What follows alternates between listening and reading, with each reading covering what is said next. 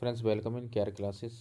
आज हम डिस्कशन कर रहे हैं ईवीएस से संबंधित महत्वपूर्ण प्रश्नों की श्रृंखला में। आज का पहला प्रश्न आपके सामने है। नगर निगम द्वारा कौन सा कर लगाया जाता है? आपको ये बताना है कि जो नगर निगम होता है या जो नगर निगम के निवासी होते हैं उनको कौन सा कर दिया जाता है या सरकार उनसे कौन सा कर लेती है।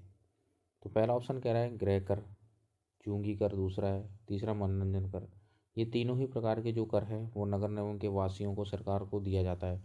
या सरकार जो नगर निगम में रहने वाले लोगों से ये तीनों प्रकार के कर लेती है, टैक्स लेती है। हाउस टैक्स लेती है, टोल टैक्स लेती है और इंटरटेनमेंट टैक्स। तीनों प्रकार के टैक्स सरकार द्वारा नगर निगम में रहने वाले लोगों से लिए जाते हैं। तो C is correct answer, all of above. Next प्रश्न आपके सामने, संसार का सर्वाधिक समस्याकारी जलीय खरपतवार है जिसे बंगाल का आतंक भी कहते हैं, वह है। तो इसका सही आंसर है बी, जलकुंभी, एखोर्निया कॉर्सिपस। जो जलकुंभी होता है फ्रेंड्स, वो क्या करता है, उसको जो जलों तालाब या जो जलाशय होते हैं उसके अंदर जलकुंभी जो अपना विस्तार करता है। विस्तार करने के बाद वो क्या करता है, जो जल के अंदर विद्यमान जो ऑक्सीजन है उसको वो कम कर देता है, जिससे वहाँ पर जो जीव जंतु जल के अंदर होते हैं, मछली या अन्य प्रकार के जीव जंतु होते हैं, वो ऑक्सीजन कमी की वजह से मर जाते हैं। इसलिए इसको एक खरपतवार कहा गया है। और इसका सबसे ज़्यादा प्रभाव जो देखा जाता है वो बंगाल के अंदर देखा जाता है, इसलिए इसे हम बंगाल का आतंक भी कहते हैं। आप जानते हैं जो जलकुंभी आपने कई बार देखा भी होगा, एक वो अच्छा सा फूल दिखाई देता है हमें तालाब के ऊपर और जिसके पत्ते जल के ऊपर फैले रहते हैं, तो उसे हम जलकुंभी कहते हैं। इसका सही आंसर है बी इज करेक्ट, बंगाल का आतंक जलकुंभी को कहा जाता है। और जलकुंभी की वजह से वाटर में ऑक्सीजन की कमी हो जाती है, जिससे मछलियाँ मर जाती हैं। नेक्स्ट प्रश्न आपके सामने है, वायरस के अजैविक होने का लक्षण है। आपको ये बताना है जो वायरस है उसके अजैविक होने का लक्षण क्या है। तो इसका सही आंसर है सी, इसको क्रिस्टल के रूप में परिवर्तित किया जा सकता है। C is correct answer. Virus को हम क्रिस्टल के रूप में काट करके भी रख सकते हैं, तब भी ये जिंदा रहता है। ठीक है, तो इसको एक अजैविक लक्षण वायरस का एक यही होता है कि इसको क्रिस्टल के रूप में परिवर्तित किया जा सकता है। नेक्स्ट क्वेश्चन आपके सामने, पादप हार्मोन जो फलों को पकाने में सहायता करता है। फलों को पकाने में एक पादप हार्मोन है जो सहायता करता है, उसका नाम आपको बताना है। सही आंसर है सी, इथाइलिन। जो इथाइलिन होता है वो पादप फलों को पकाने का क्या करता है, काम करता है। नेक्स्ट क्वेश्चन आपके सामने,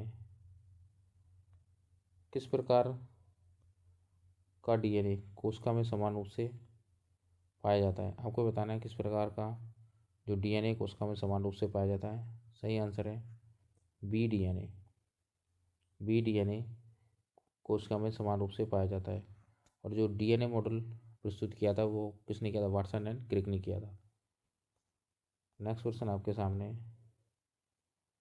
निम्न में से कौन अचल जीव का उदाहरण। आपको बताना है इनमें से कौन अचल जीव का उदाहरण है। 21 का आंसर क्या होना चाहिए। सही आंसर है डी, यूप्लेक्टेला। यूप्लेक्टेला एक अचल जीव का उदाहरण है। D is correct answer. Next प्रश्न आपके सामने, निम्न में से कौन सा अंगक पादप कोशिका में अनुपस्थिति होता है। निम्न में से कौन सा अंगक पादप कोशिका में अनुपस्थित होता है, ये आपको बताना है। 23 में आंसर क्या होना चाहिए। 23 का सही आंसर है सी, तारक काय। सी इज करेक्ट, तारक काय। ऐसे बेहतरीन क्वेश्चंस फ्रेंड्स मैं आपको डिस्कस कराऊंगा, जिससे आपका सिलेक्शन बहुत आसानी से हो सकेगा।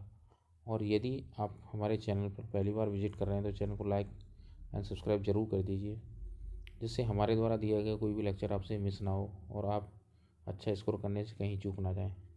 इसलिए चैनल को सब्सक्राइब जरूर कर लीजिए, मेरी आपसे हम्बल रिक्वेस्ट है। बहुत ही इंपॉर्टेंट क्वेश्चनों का मैं डिस्कशन यहाँ करवा रहा हूँ, जिससे कि आपको बेनिफिट डायरेक्ट एग्जाम में मिलेगा। नेक्स्ट प्रश्न आपके सामने है, मनुष्य के शरीर में सबसे बड़ी ग्रंथि है आपको बतानी। तो मनुष्य के शरीर में सबसे बड़ी जो ग्रंथि है वो फ्रेंड्स लीवर है। C is correct answer, liver.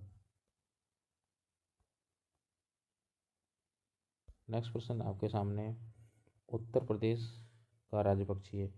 आपको बताना है उत्तर प्रदेश का जो राज्य पक्षी है वो क्या है। डी सारस या क्रेन है। सारस या क्रेन है राज्य पक्षी उत्तर प्रदेश का।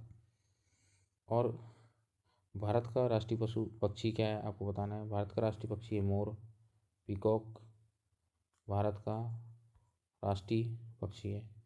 और दिल्ली का राष्ट्रीय पक्षी गौरैया है। ये भी याद रखना आपको, दिल्ली का जो राज्य पक्षी है वो क्या है। दिल्ली का जो राजकीय पक्षी है वो है गौरैया। और उत्तर प्रदेश का राजकीय पशु क्या है, बारहसिंगा है। ठीक है, राजकीय वृक्ष है अशोक। और राजकीय जो पुष्प है पुष्प फूल वो पलाश का है। ये मैं आपको उत्तर प्रदेश के बता दिए। उत्तर प्रदेश का राजकीय पशु बारहसिंगा, राजकीय पक्षी है सारस, राजकीय वृक्ष अशोक और राजकीय पुष्प है पलाश या टेसू। ये क्वेश्चन कई बार रिपीट होते रहते हैं, ऐसे इनमें से पूछा जाता है अधिकतर, इसलिए आप इसको अच्छे से याद रखेंगे। पूर्वा किस अधिवास में शामिल, आपको बताना है। जो पूर्वा, नगला, गांव ये सब चीज़ें होती हैं, ये किस क्षेत्र में बोला जाता है। तो ये ग्रामीण क्षेत्र में हम बोलते हैं कि ये इस पूर्वा के निवासी हैं। Then A is right answer.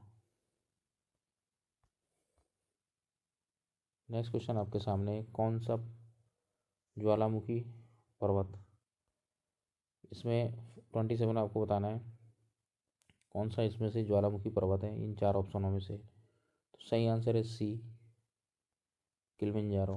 Kilimanjaro एक निष्क्रिय ज्वालामुखी पर्वत है जो कि बेसिकली तंजानिया में स्थित है। तंजानिया देश के अंदर किलिमंजारो है। नेक्स्ट प्रश्न आपके सामने, एलिफेंटा द्वीप अवस्थित है। आपको ये बताना जो एलिफेंटा द्वीप है वो कहाँ पर स्थित है। जो एलिफेंटा द्वीप फ्रांस है वो मैं आपको बता दूं मुंबई तट पर स्थित है एलिफेंटा द्वीप। Then B is correct answer. Next question आपके सामने, मानसूनी वन पाए जाते हैं जहाँ वर्षा होती है। आपको ये बताना है जो मानसूनी वन पाए जाते हैं वहाँ पर वर्षा कितनी सेंटीमीटर से कितने सेंटीमीटर तक होती है उसको बताना है। तो सही आंसर है डी, 200 से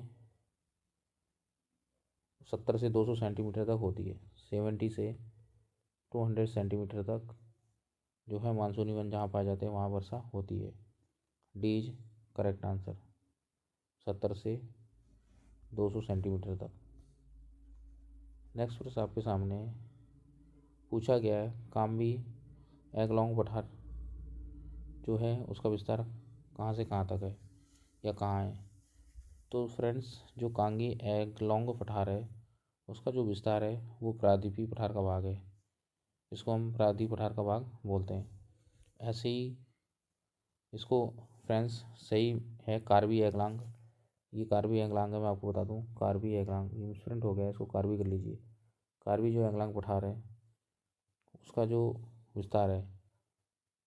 विस्तार है प्रायद्वीपीय पठार का जो एक हिस्सा है। ठीक है, तो इस तरह से ही बेहतरीन क्वेश्चंस मैं आपको डिस्कशन कराऊंगा। यदि आप चैनल पर नए तो चैनल को लाइक एंड सब्सक्राइब जरूर कर लीजिए। फ्रेंड्स आज के लिए इतना ही। जय हिंद जय भारत।